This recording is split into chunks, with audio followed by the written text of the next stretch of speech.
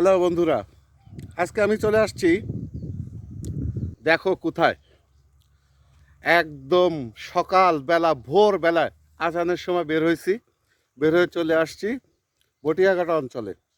এখানে অনেক খেজুরের গাছ কাটা হয়। এই যে খেজুর গাছ দেখিস, এই যে খেজুর গাছ। আমি এই খেজুর গাছের রস নিতে আসছি। কালকে রাত্রে এই রসগুলো আমি বুকিং করে গেছিলাম যখন কাটছে রসের গাছের। এই দেখো, এই টপে ভরা রস, এই টপেও রস। এই খেজুরের রস নিতে আসছি। আমি খাইছিও, 3 গ্লাস খাইলাম। এত টেস্ট, এত মজা। আর এই পরিবেশে দেখো, একদম সকালবেলায় কুয়াশা ঘন পথ, আর এই যে ধান কেটে রাখছে। খুব সুন্দর একটা অনুভূতি। আসলে এই জায়গায় না আসলে এই অনুভূতি পাওয়া যাবে না। সবাই সবাই আসতে হবে, ঘুম ভেঙে সকালে আসতে হবে এখানে।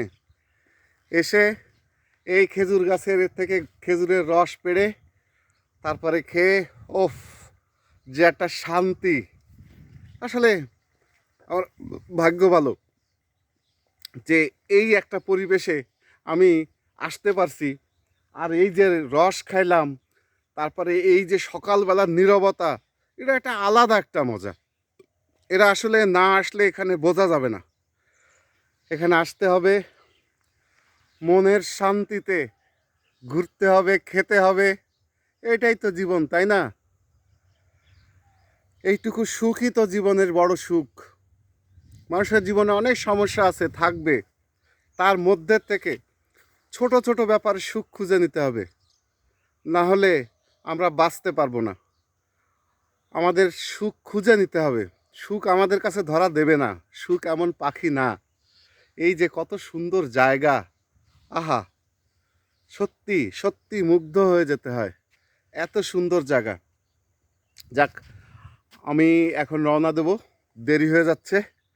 সবাই বসে আছে, রস খাবে। আম্মা প্ল্যান করছে রসের পিঠা বানাবে, তারপর রসের জাউ রান্না করবে। আম্মাও বসে আছে রসের জন্যে। দেখা যাক আজকে সবাই রস কেমন খায়। আশা করি ভালোই হবে, খুব ভালো। সবাই খুব খুশি হবে। তা এখানেই বিদায় নিচ্ছি। আবার দেখা হবে এর পরের কোনো ছোট্ট ছোট্ট ভিডিওগুলো। লাইক, কমেন্ট, শেয়ার করবেন। আল্লাহ হাফেজ।